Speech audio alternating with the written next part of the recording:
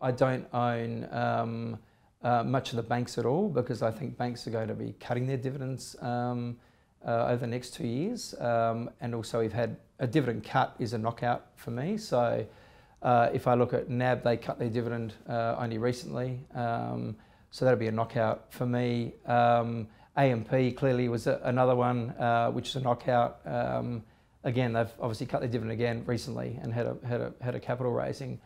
So there are some well-known household names which would be in traditional income funds because, as I keep on saying, they look optically high on a dividend yield front, but then when the dividends get cut, the share prices rebase. They can still look optically high on a dividend yield front, but A, the share price has fallen by 20 or 30%, and B, the yield hasn't, changed at all. So if I look back to, firstly, let's start at the top line, the credit growth. So credit growth is incredibly anaemic in Australia. And that's a function of, A, obviously a lot of indebtedness already in households. So people are already highly leveraged.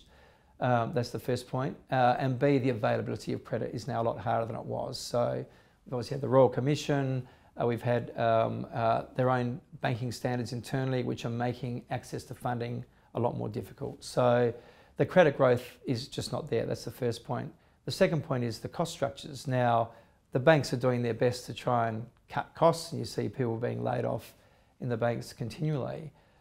But the problem is because of this fallout from the Royal Commission, the compliance costs are rising at a really, really high rate. So the regulatory cost burden of participating in the banking industry, having a banking license, is becoming increasingly higher.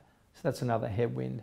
The third point is we haven't really had a credit cycle yet. And given what we said before about the economy slowing, and given what the central banks are telling us, given what we're seeing in Australia, we've obviously had rate cuts here, we're going to have a credit cycle, which means that bad debts are going to start to rise, and that's going to be another serious headwind for for earnings. So when I throw that all into the mix, I see a profile of at best flat earnings, but I think probably risk to earnings downgrades or negative earnings year on year. And then because the payout ratios are so high with those banks, the dividends will go with it.